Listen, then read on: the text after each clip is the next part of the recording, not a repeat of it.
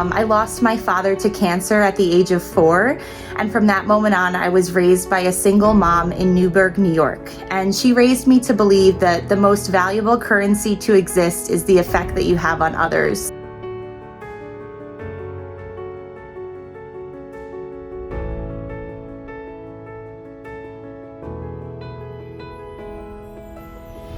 When COVID-19 emerged, everyone else was afraid. Healthcare workers were afraid. There was tension, there was increased workload, and some nurses were even harassed when trying to enforce COVID-19 preventive measures. When COVID-19 pandemic happened, the first responders were the nurses. So that period of time, the nurses have developed the experience of gaining the trust and working with the families and in their weakest situation. The first challenge that was prominent in almost every community was that of resistance. People were really resisting to COVID-19 vaccine. They did not even want to get the information about COVID-19 vaccines because they already heard about COVID-19 vaccines in the social media.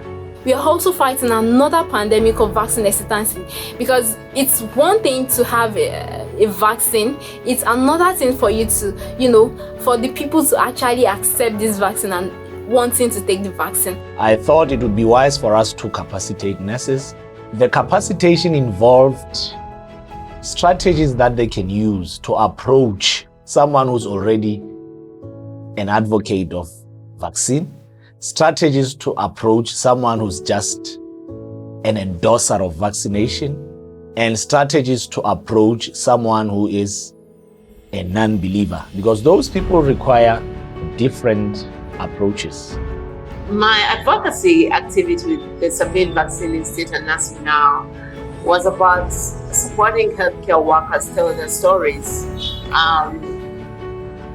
During the COVID-19 campaign, to be able to reach a point of vaccine equity and address vaccine hesitancy issues. We hope that by empowering more nurses and midwives working in rural areas, the hard-to-reach areas, with storytelling, they can be able to advocate for their populations or the populations they serve to access vaccines more equitably. I started health education using indigenous languages, where I did individual health education through one-on-one contacts during my clinic work, and I also did a public health education in the largest marketplace in the Ilorin East local government, whereby I was able to create a group of 50 people in the markets who were not previously vaccinated to get vaccinated.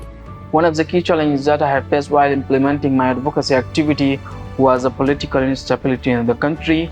Inaccessible roads. A lot of roads during the rainy season were impassable. Like in the context of Lesotho, there are those hard to reach areas where I said nurses may need to ride on a horse to reach such places. In the district called Pidgin, in the hard to reach areas, the healthcare workers made a decision that it was more effective to give their vaccine, which was taken once, so that the population treks once to the facility or the mobile outreach area. Very many times, their transport even via canoe is more expensive.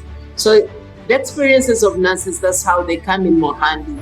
They're able to advise and bring in experiences from the ground and what is most feasible and pragmatic. Policymakers and global institutions need to involve nurses and citizens in these conversations, in these rooms, and at the tables where these conversations take place. Show us inclusivity. We've seen the leaders in the pantsuits. I want to see the nurse who just worked a 16-hour shift and wasn't able to take a break. I want to see a lot of people coming forward to get vaccinated. I want to see a lot of healthcare workers promoting COVID-19 vaccines. I want to see my fellow nurses promoting immunizations in general. This is what I want to achieve at the end of the day with my advocacy activities. When that is done, I'll be a happy person. I am a change maker, but I can't change the whole world. And I believe that if I'm able to influence 50 people to take the COVID-19 vaccine, and another nurse somewhere is able to influence 20 people in our community to take the vaccine, another 10 in another community. This is how we create change. We all start from a point where we doubt whether we can be able to authentically speak to the population, be heard or listened to, and for the policymakers to act on all our suggestions. But it starts from a point of trying. I want people to know that you don't have to be a politician or a global leader to make a difference. You can start in your community right now. Your voice is very important. You have all the experience required to challenge policies, to inform policies for the betterment of our people's lives.